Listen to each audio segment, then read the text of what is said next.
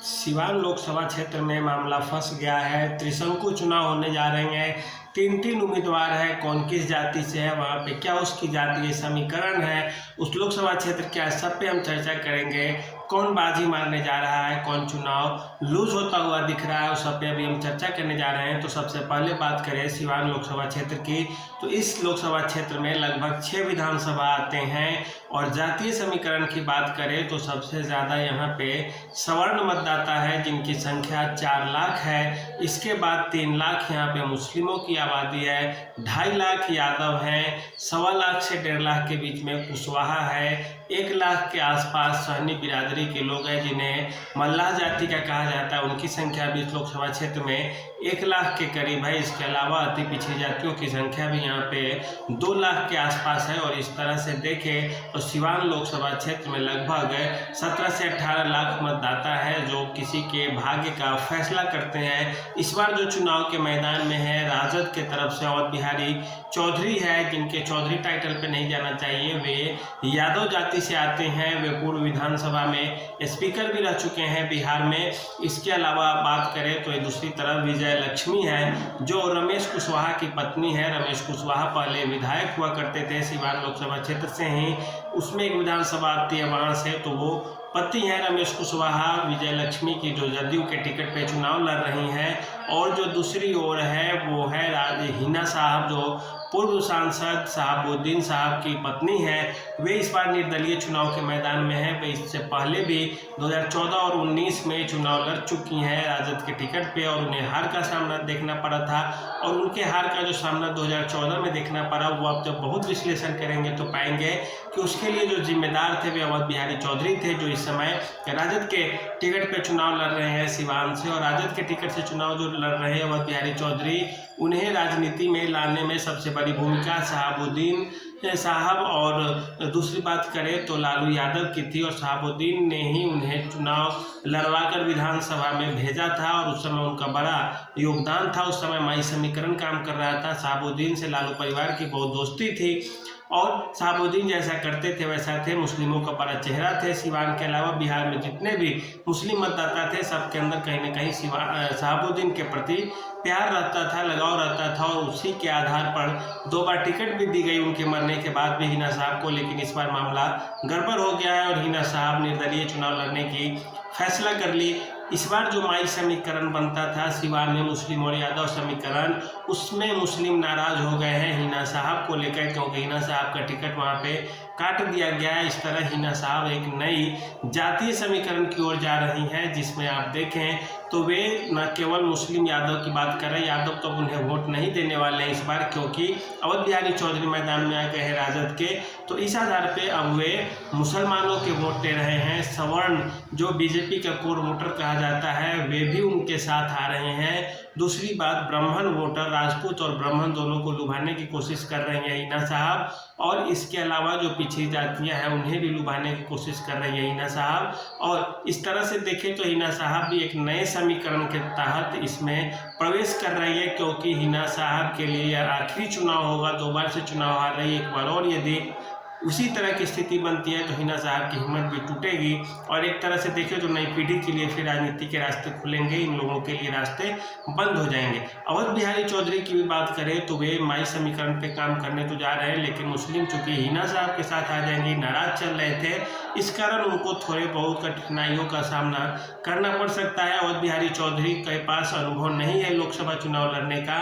हाँ, 6 बार वे भले ही विधायक रहे हो, लेकिन विधानसभा छोटी क्षेत्र होती है और उसमें जो चुनाव होता है व्यक्तिगत होता है। बहुत लोग जानते होते हैं लोकसभा का चुनाव उस तरह का नहीं होता है। इस आधार पर देखें तो राजद के पास जो कैडर वोटर मुसलमान जो 3 लाख है सिवान में, यदि हिना साहब की ओर शिफ्ट करते हैं तो राजद वहाँ पे सीधे सीधे हार जाएंगी। अवध बिहारी चौधरी सीधे सीधे चुनाव हार जाएंगे। हिना साहब को जितना भी वोट मिलेगा उतना ही अवध बिहारी चौधरी पीछे होते चले जाएंगे। रमेश कुशवाहा की बात करें तो विजय लक्ष्मी है, राजद की उम्मीदवार है।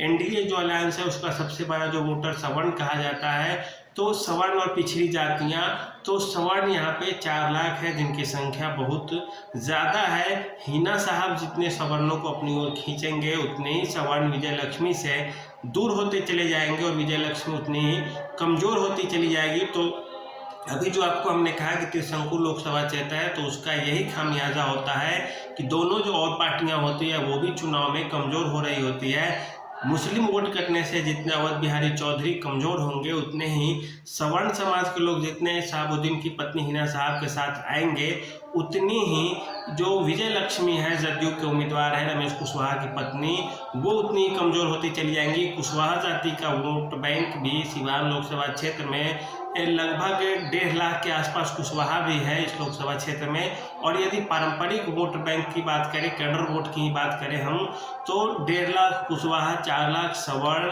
5.5 लाख हो जाते हैं अति पिछड़ी जातियाँ, 2-2.5 लाख, 7-8, 9 लाख हो जाएंगे।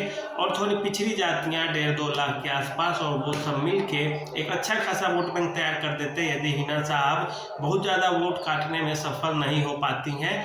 तो अब यहाँ पे देखें, रमेश कुशवाहा जो जदयू से उम्मीदवार है, उनके साथ दिक्कत यह है कि वे भाकपा माले से विधायक रहे हैं और उसका उस वोट बैंक पे भी अच्छी खासी पकड़ है और वे उसे अपनी ओर लुभाने की कोशिश कर रहे हैं। इसके अलावा हेमंत बिस्वा शर्मा जो असम के मुख्यमंत्री है, फायर ब्रिगेड नेता कहे जाते हैं, वे भी हैं उनके साथ। इसके अलावा योगी आदित्यनाथ की भी उस क्षेत्र में अच्छी खासी पकड़ है क्योंकि राजपूतों का वोट बैंक अच्छा है वहाँ पे। तो ये है एक मामला बन रहा है। और दूसरा, प्रधानमंत्री मोदी का भी रैली की बात की जा रही है 21 मई को। तो आने वाले समय में अब कैसे कैसे वोट बैंक बदलेगा, लेकिन यह जरूर है कि अभी लड़ाई सीधे सीधे त्रिशंकु है, कोई किसी से कुछ नहीं कह सकता। अवध बिहारी चौधरी का वोट बैंक जो है उसमें से हिना साहब सेंध लगाएंगी। लक्ष्मी पंडित विजय लक्ष्मी जो है उनकी जो वोट बैंक है उनमें भी हिना साहब सेंध लगाएगी और दोनों में से इतना लगाएगी कि फिर दोनों का अपना अपना जो कैडर वोट होगा उधर पड़ जाएगा।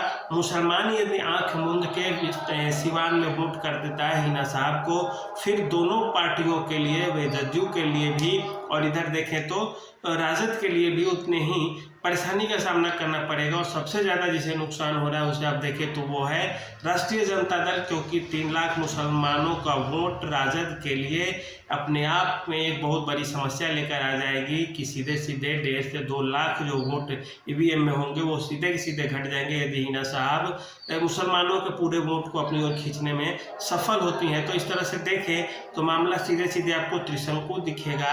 अगर आप यहीं पे अगर मार्जिन लेने की बात करेंगे, पूछने की बात करेंगे, तो आप ये देखेंगे हर समीकरण को कि जो जदयू के जो उम्मीदवार है विजय लक्ष्मी अंततः वो लीड बना लेंगी, क्योंकि इससे पहले भी कविता सिंह ने शहाबुद्दीन की पत्नी हिना साहब को हरा दी थी, लेकिन कुछ उनका परफॉर्मेंस खराब रहा हो या कुछ अंदरूनी बातें रही हो जिसके आधार पर उनके टिकट को कट कर दिया गया। तो सिवान का जो है वह कुल मिलाकर देखें तो त्रिशंकु हो गया है। कौन कहाँ जाएगा यह तो 25 तारीख को ही पता चलेगा, क्योंकि सभी नए नए जातीय समीकरण के साथ उतरे हैं। माई समीकरण अवध बिहारी चौधरी के साथ भी नहीं है क्योंकि हिना साहब सामने है।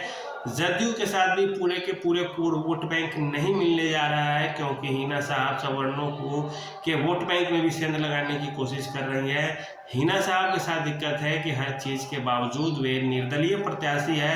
निर्दलीय प्रत्याशी लोकसभा चुनाव में खास करके थोड़े कमज़ोर दिखते हैं क्योंकि कैडर वोट की उनकी कमी होती है। व्यक्तित्व की लड़ाई लोकसभा चुनाव में उतनी भूमिका नहीं निभा पाती जितनी विधानसभा चुनाव में निभा पाती है। अब हाँ, यह जरूर है कि इसमें कुछ न कुछ कोशिश की जाएगी, कुछ न कुछ नेता करेंगे ही करेंगे। कुल मिलाकर भी आप देखें तो यहाँ पे जदयू लीड लेती हुई दिख रही है। बाकी सारे लोग लड़ाई में हैं ही, जो रहेंगे भी। बाकी चीज़ें तो 4 जून को पता चलेगी, जो 25 मई को मत डाले जाएंगे उनकी गिनती होगी उस दिन। लेकिन अंततः आप यह कह सकते हैं कि जो घी खिचड़ी की जो मेल होता है घी और खिचड़ी का, उसमें घी का कितना भी महत्व हो क्यों नहीं, लेकिन आखिर वह मिल तो खिचड़ी में ही जाता है। बाकी चीज़ें छुपी हुई है, रहने दीजिए। आज के लिए इतना ही, धन्यवाद।